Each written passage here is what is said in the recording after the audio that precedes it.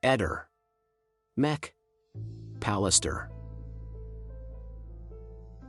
Sebastiano Visentino ufficializza il nuovo amore. Sarebbe di Gallarate, la donna che fa battere il cuore del Visentin, una donna alla quale si è molto, molto affezionato e con la quale si è creato un rapporto affettivo sentimentale. Sebastiano le avrebbe proposto di trasferirsi a Trieste con lui, perché gli piacerebbe molto vivere con lei, anche se al momento pare non sia possibile, forse la donna prima deve risolvere qualche problema di salute. Sebastiano parla di un forte legame.